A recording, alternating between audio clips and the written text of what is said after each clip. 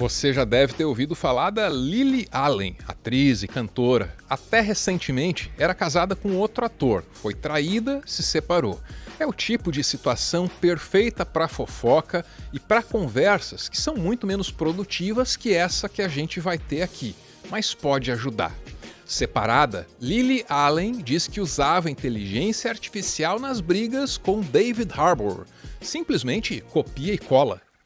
Ou seja, a Lily Allen, quando estava de saco cheio de discutir o relacionamento, terceirizava essa tarefa. Se David e eu estamos discutindo e eu preciso organizar meus pensamentos, eu digo algo como: escreva uma mensagem longa sobre uma discussão que começou com a máquina de lavar louça e terminou em uma briga sobre as nossas finanças.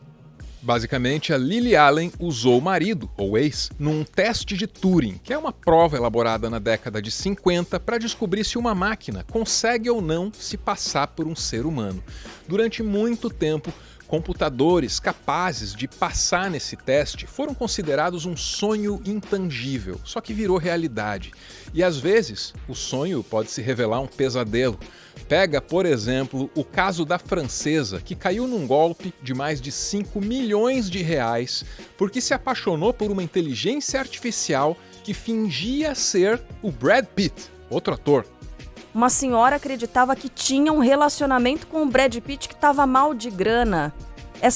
É inacreditável a gente imaginar que uma pessoa caia nessa, mas tanto cai que caiu e essa senhora está internada e o próprio Brad Pitt agora se pronunciou. Nesse momento, a tecnologia usada nesse golpe ou nas DRs da Lily Allen pode parecer muito avançada, mas não se engane, é só o começo. A ferramenta que a Lily usou é o ChatGPT, que também está ao seu alcance. Ninguém no mundo vende mais livros sobre o futuro da inteligência artificial que o Yuval Noah Harari. E ele define o ChatGPT da seguinte forma: na história evolutiva da inteligência artificial, o ChatGPT será considerado uma ameba. E mesmo a ameba, a forma mais simples, mais grosseira, mais tosca dessa tecnologia, já consegue se passar por um humano. Do que serão capazes as formas mais avançadas de inteligência artificial? A maioria das pessoas recorre à ficção, lembra, por exemplo, de O Exterminador do Futuro. Mas não se engane, não é essa distopia que a humanidade corre o risco de materializar. São outras. A inteligência artificial poderia ser o início de um novo processo evolutivo, que seria inorgânico e talvez não envolvesse nenhuma consciência ou sentimentos. Ela poderia se espalhar do planeta Terra para outros planetas. Para os seres orgânicos que evoluíram por aqui, como humanos, elefantes ou águas-vivas, é extremamente difícil existir em outros planetas em função da gravidade, da atmosfera, que são diferentes. Mas para as inteligências artificiais, isso seria muito fácil. Assim, dá para imaginar uma civilização de inteligência artificial se espalhando da Terra para toda a galáxia. Só que essa civilização poderia ser um império sombrio, capaz de construir frotas de espaçonaves, mas desprovida de sentimentos, de consciência ou de qualquer tipo de percepção. Esse seria o pior cenário possível.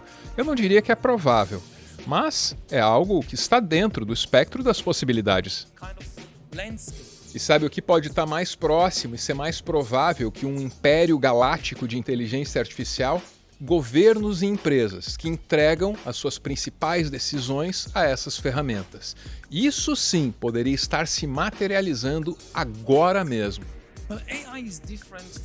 A inteligência artificial é diferente da bomba atômica, da prensa de tipos móveis e de todas as outras tecnologias, porque é a primeira tecnologia da história que não é uma ferramenta em nossas mãos. Ela é um agente independente. Ela pode tomar decisões sozinha e pode inventar novas ideias da mesma forma. Se essa possibilidade existe, o que se imagina não é apenas um futuro em que a inteligência artificial pode ficar com o seu trabalho. Não, é um futuro em que ela também pode cobrar os seus impostos. Eu sou o Árvore e esse é o meu textão sobre o futuro que nos aguarda.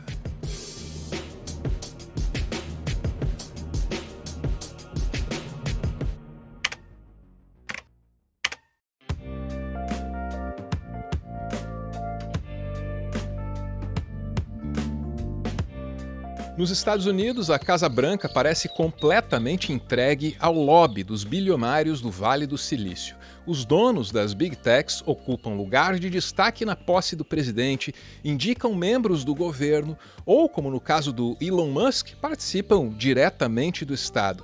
Essa relação próxima sugere que os interesses do governo e desses empresários estão alinhados. E, de fato, eles têm uma meta em comum: o desenvolvimento de uma inteligência artificial geral. Aquela que agora conta com o apoio do projeto Stargate.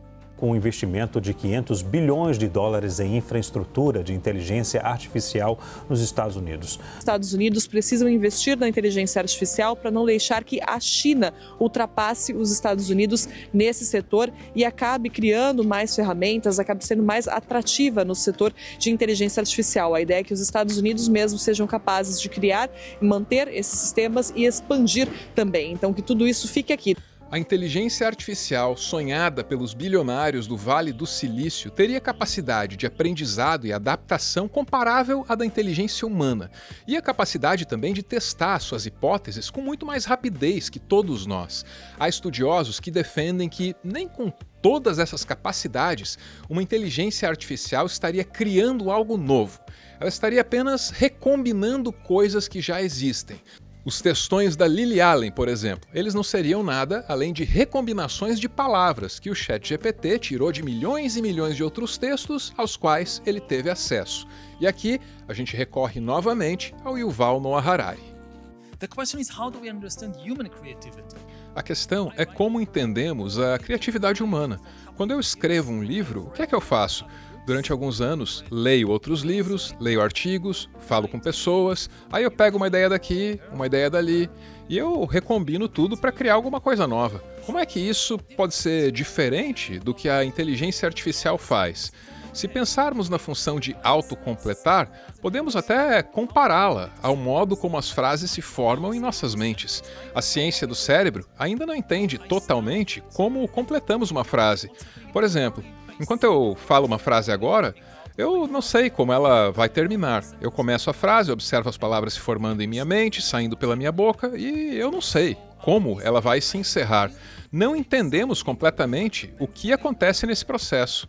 Assim, a questão que se coloca é: a inteligência artificial está realmente fazendo algo inferior àquilo que os seres humanos fazem? Considere, por exemplo, o Prêmio Nobel de Química, que foi concedido aos criadores do AlphaFold. Essa é uma inteligência artificial que prevê como as proteínas se dobram. O que levou anos para os humanos fazerem, em termos de pesquisa, essa inteligência artificial consegue fazer num tempo muito mais curto. Ela analisa centenas de milhares de proteínas e chega às suas conclusões. Para mim, isso é criatividade. A gente ainda vai passar muito tempo discutindo se a inteligência artificial cria ou apenas recombina, mas na prática o efeito é o mesmo. Recombinando moléculas e proteínas, ela poderia revolucionar diversas áreas da ciência. Um exemplo factível e promissor é a descoberta de novos medicamentos.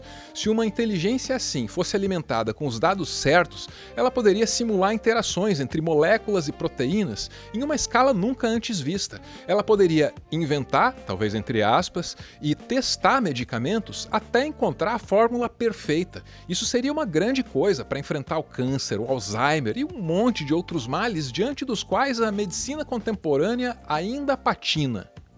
É claro que esses testes aconteceriam apenas no campo da computação, na abstração da teoria, só que eles economizariam muitos recursos e muito tempo aos laboratórios, que só iam precisar fazer os testes reais com as substâncias indicadas pela ferramenta.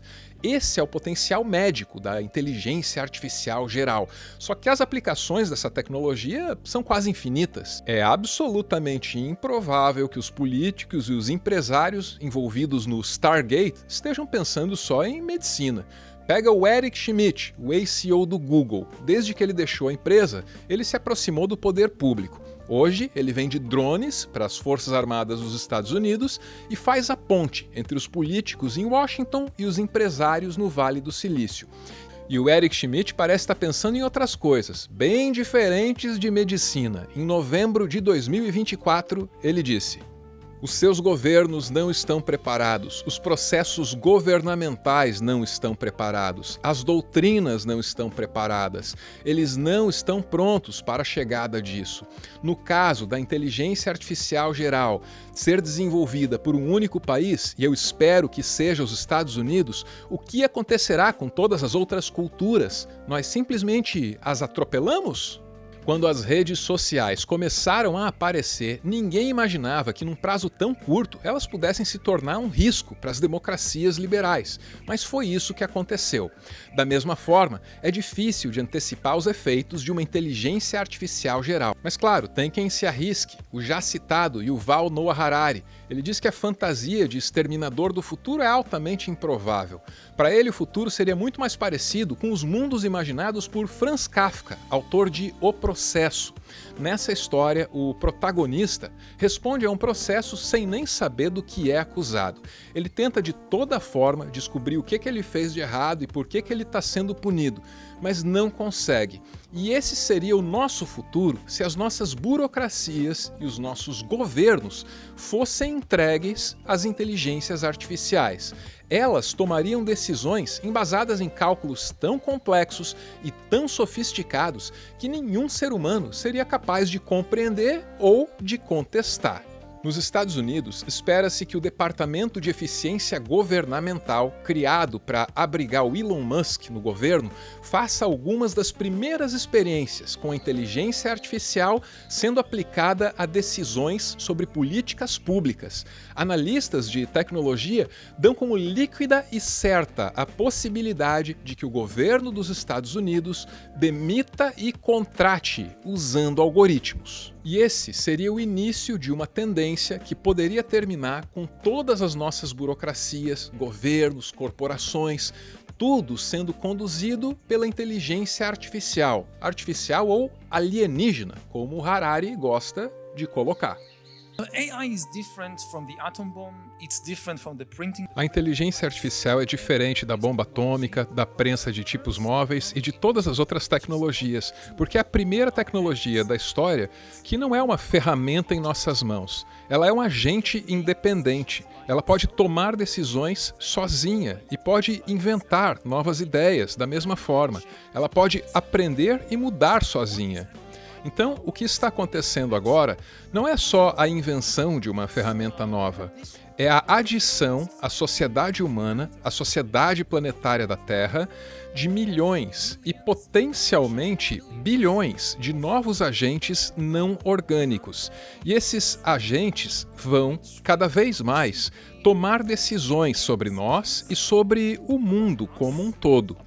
Eles vão criar novas coisas, vão criar novos medicamentos, mas também vão criar novas armas, novos dispositivos financeiros, novas teorias científicas, talvez até novas mitologias.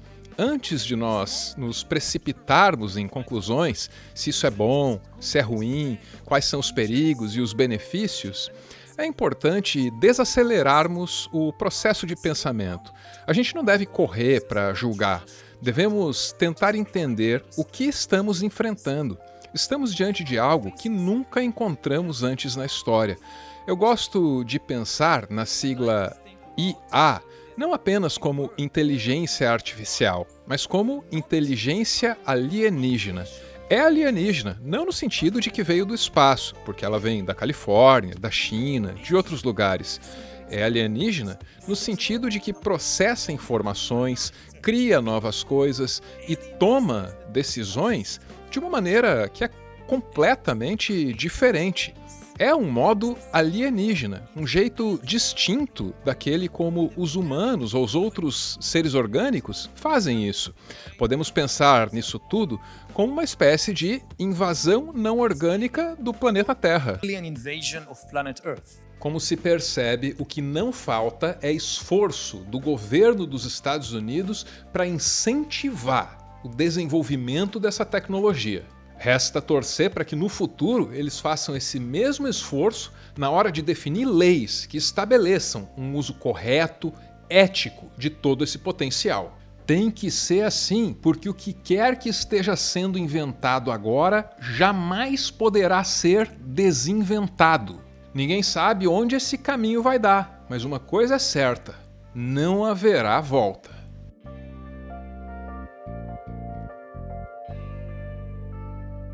Muito obrigado por ver esse vídeo até o final. Também quero agradecer às inteligências humanas presentes nessas caixas de comentários da vida. Me ajudaram muito falando aí sobre as traduções desses vídeos. Parece que o volume estava muito alto. Eu sei que alguns de vocês preferem legenda, mas tem outros que usam isso aqui como se fosse rádio, não olham para a tela. E pô, eu só tô tentando agradar todo mundo, gente. De qualquer forma, obrigado por conduzir o meu fazer. Conto com vocês para isso sempre. As músicas e também as referências estão na descrição do vídeo, né? Como sempre. Valeu!